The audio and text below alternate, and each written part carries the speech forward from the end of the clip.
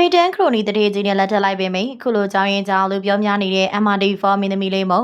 ဒီအပိုင်းမြန်မာနုပညာအတိုင်းဝိုင်းမှာမင်္ဂလာပွဲသတင်းတွေကတော့တော်တော်လေးလွှမ်းမိုးနေပါရီငယ်စဉ်စုံတွဲရဲ့ဘီလီယံတန်မင်္ဂလာပွဲကြီးကြောင်းဝေဖန်တန်ချီကျူးတန်တွေတောင်ကောင်းကောင်းမတိတ်သေးခင်ပါပဲနောက်ထပ်မင်းသမီးချိုလေးတယောက်ရဲ့မင်္ဂလာသတင်းကပရိသတ်တွေကိုပြုံးစားကြီးအံ့ဩသွားစေခဲ့ပါရီအဲ့ဒါကတော့ MRD4 ရုပ်သံဇာတ်လမ်းတွေကနေပရိသတ်တွေရဲ့ချစ်ကိုပိုင်ဆိုင်ထားတဲ့တင်ငိမ်အေးစိတဲ့အလှပိုင်ရှင်မင်းသမီးချိုလေးမုံမဲဖြစ်ပါရီဟုတ်ပါတယ်မင်းသမီးလေးမုံတယောက်ကကိုနေလင်းအောင်ဆိုတဲ့သူတို့သားနဲ့ချက်ချင်းဆိုသူလိုလက်ထပ်လိုက်တာပါဘာလို့ပရိသတ်တွေကဒီလောက်အံ့ဩတကြီးလူပြောများနေရတာလဲပထမဆုံးချက်ကတော့သူတို့သားကိုနေလင်းအောင်ဟာတာမန်သူတာမန်စီဝါရေးသမားတရားမဟုတ်လို့ပါပဲအတွင်းသတင်းတွေနဲ့ပရိသတ်တွေကြားပြောစကားတွေကသူဟာမြန်မာနိုင်ငံရဲ့ထိပ်တန်းစီဝါရေးလုပ်ငန်းရှင်ကြီးတရားထိပ်တန်းခရိုနီတရေကြီးတရားဖြစ်တယ်လို့သိရပါတယ်ဒီလိုကြီးတဲ့ချမ်းသာတွေတရေကြီးတရားနဲ့လက်ထပ်တွေဆိုတဲ့ကလူတွေရဲ့ခေါင်းထဲမှာတွေးမိတာကမင်္ဂလာပွဲကြီးကတော့မျက်စိကျင်းလာအောင်ခမ်းနားတော့မှာပဲဟိုတယ်ကြီးတွေမှာမီဒီယာတွေတရုံရုံနဲ့ဖြစ်တော့မှာပဲဆိုတာပါပဲဒီနေရာမှာမင်းသမီးမုံရဲ့စစ်တမ်းကပေါ်လင်းလာပါတယ်သူမကထိတန်းတရေကြီးတယောက်ကိုပိုင်ဆိုင်ထားပေမဲ့ချားသူတွေလိုဂုံပကာသနာတွေလုံးဝမမှန်မောခဲ့ပါဘူး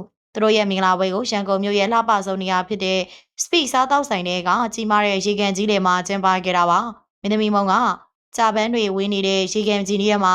လင်ငယ်လေးတစ်စင်းကိုစီးနှင်းပြီးတော့ပန်းတွေနဲ့လှဆင်ထားတဲ့စင်မြင့်ထက်ကိုတကယ်တနာရီလားမင်းသမီးလေးတစ်ပါးလိုရိုမန်တစ်ဆန်ဆန်ဝင်ရောက်လာခဲ့တာပါဒီပွဲမှာမီဒီယာတယောက်မှမပါပါဘူးစပွန်ဆာကြော်ညာတွေတရုံရုံဓာတ်ပုံရိုက်တာတွေလုံးဝမရှိပါဘူးငါတို့ကဘလောက်ချမ်းသာတွေဆိုတာပြဖို့မလိုအပ်တဲ့ဂုံပကာတနာတွေတခုမှမပါခဲ့ပါဘူးသူမတကယ်ခင်မင်းရင်းနေတဲ့အနုပညာမိသားစုဝင်တွေရန်အောင်မိတန်းတို့နဲ့မိတ်ဆွေနေငယ်ကိုပဲဖိတ်ကြားပြီးတော့တကယ်ကိုရိုးရှင်းအေဂျင့်ပြီးအဆင့်ရှိတဲ့မင်္ဂလာပွဲလေးကိုကျင်းပခဲ့တာပါဒါဟာတည်င်းနေညာပေမဲ့ဂုံမမောင်းလာတဲ့မုံရဲ့စိတ်ထားကိုပရိသတ်တွေကအဓိကချီးကျူးနေကြတဲ့ချက်ပါပဲ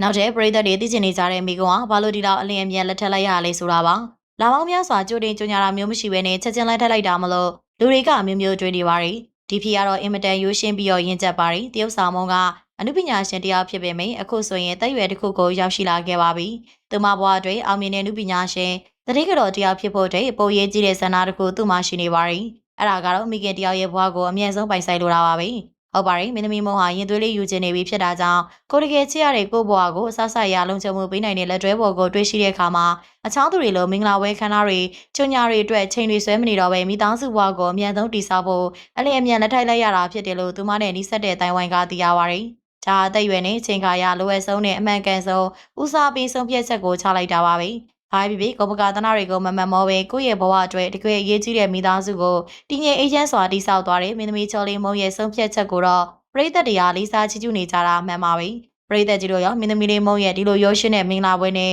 ရင်းဖြတ်တဲ့ဆုံးဖြတ်ချက်ပေါ်မှာဘလို့ထင်မြင်မိပါသလဲ။မိမိတို့ရဲ့မြင်လေးကိုလည်းပြောသွားပေးခဲ့ပါအောင်ရှင်။အားပေးနာဆင်ခဲ့ကြတဲ့အတွက်အားလုံးကိုကျေးဇူးတင်ပါတယ်။